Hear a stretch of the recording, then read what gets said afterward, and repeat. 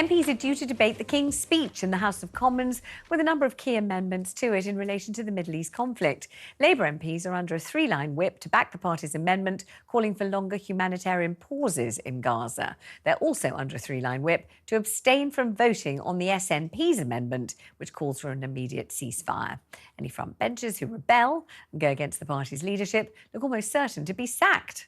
Frontbencher Naz Shah, a shadow Home Office minister, has confirmed she will defy Sir Keir and vote for the SNP ceasefire motion. Joining me now in the studio, political commentator Jonathan Liss. Hello, Jonathan. We're also joined by journalist and commentator Mike Buckley and columnist at the Middle East Eye, Peter Oborne, who's in Nablus, which is around 50 kilometres north of Jerusalem in the West Bank. So I think I'll start with you, Peter Oborne, if that's all right with you. This vote is taking place. I wonder if, from your vantage point, pretty near the heat of the action, it all seems like a ludicrous farce, possibly written by Jonathan Swift, that they think it makes any difference at all what they decide to vote on this issue. Do you know, it's completely the opposite. It's very moving. Whenever I talk to Palestinians, wherever they may be, in sort of remote villages being threatened by settlers, or as this morning with a senior official in Nablus, they're fascinated by the vote. They're incredibly encouraged by the marches, by the way. They're not forgotten in the world. And so the way Britain votes today in Parliament does matter to them, although, of course, they are in despair, the Palestinians I speak to, at the position of the British government. They really find this extraordinary. They see it as Britain taking its leave, along with America, from the civilized world. That's how they see it. And would you like to explain why that is, why they see it that way? Well, I think a lot of people watching the programme now will see it. You know, how many 4,500 children dead, more than 11,000 civilians dead, tens of thousands injured, maimed for life, traumatised. You listen to the genocidal talk from the senior Israeli politicians. It's completely baffling to people. Isn't your description of genocidal talk actually not accurate, because senior Israeli politicians don't talk about eradicating the Palestinian race, far from it, not in the way that Hamas, of course, talks about eradicating Israel and every single Jew in the country. They don't do that. They talk about wiping out Hamas, the terrorist organisation at whose centre is the tenet that what they exist to do is wipe out Israel. And, of course, all of this in response to an unprovoked massacre of innocents, including babies, children, young people at a festival. So the idea that there's genocidal talk by senior IDF members is not accurate or true, is it? Sorry, I don't. Thanks for the lecture, Vanessa. It's a pleasure. I greatly enjoyed it. But if you just look at the comments made by the senior Israeli politicians, you know, what is it that Gallant said? You know, he's talking about human animals. Listen to the words from Smotrich, who runs the West Bank. I mean, this is really terrifying stuff. But they're not referring to Palestinian families or children or the babies in the hospitals for whom they were handing in incubators today, are they? They're not talking about them. They're talking about the terrorists who beheaded babies and who, I mean, I had Noam Saghi in the studio the other day. I come on at great difficulty from the West Bank. Yes. Which is in a town which is under siege by settlers and IDF. And I didn't come on to be lectured by you. Thanks for it, though. You asked me a question, how did the Palestinians see it?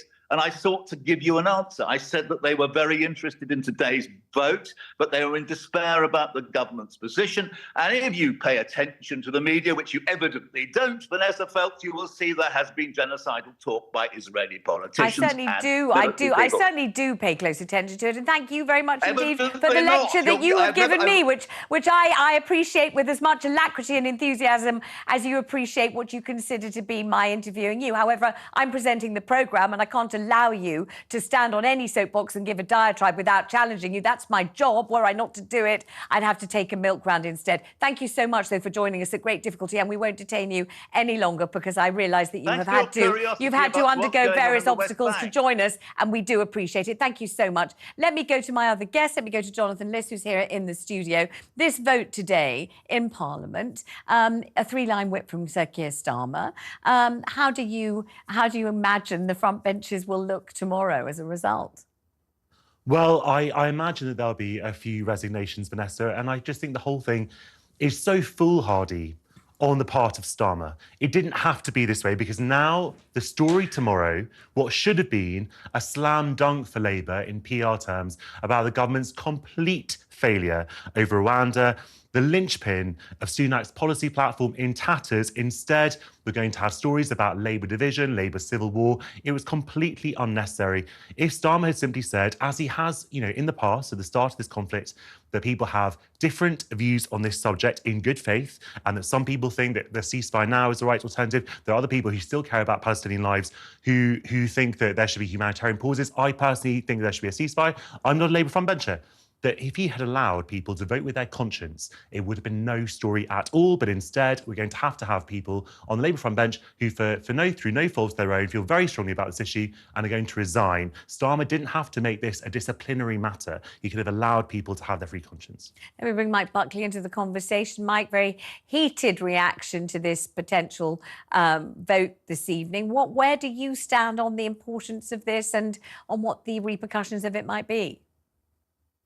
Well, I was encouraged to hear your earlier guest saying that the people in Palestine, the Palestinians, do take note of what happens here, do take note of what the vote will be tonight, and just as they've taken note of the marches that have taken place and the encouragement from that. In terms of the vote tonight, we know it will change nothing on the ground. The Israeli government will take they will not take a cue from the British government as to whether they ceasefire or whether they don't. My understanding is that the US government is busy negotiating a ceasefire, so we may see one in the near future, and I sincerely hope that we do. And I think everybody, regardless of what language we use, we want to see an end to the killing and an end to the fighting. And I think that's something on which Keir Starmer would agree with Naz Shah. And I think probably all of us on this programme would agree as well. Yes, what we watch, we all want to see it come to an end. None of us want to see more killing of Israelis. None of us want to see more killing of Palestinians either. And to some degree, the conversation around which language we use to describe a cessation in hostilities and an end to the deaths is in a way a bit of a storm in a teacup, I think. And it's not really for me to comment on Keir's management of his front bench. That's for him to deal with. But the bigger issue is there are people dying. Western governments do have some influence. Our own government is completely refusing to have any kind of coherent policy on it whatsoever. We have seen significant move of other Western governments, many of whom were initially saying, no, we don't think this is the right time for a ceasefire. But there's been significant move on that. For example, the EU as a whole, and Emmanuel Macron in France have moved towards saying they think now is the right time for a ceasefire. So I suspect in the real world we're probably getting there. What impact tonight's vote will have, I suspect very little. Thank you very much indeed, Mike. I know you wanted to say something, John. Well, I just wanted to say that Starmer is trying to look tough, but he's going to look foolish for the reasons that Mike just said, because if Biden is going to enforce a ceasefire in the coming days, then Starmer will have to argue for that. So having sacked effectively front benches for arguing for a ceasefire, in a few days he'll be arguing for the position himself. There was no need for that.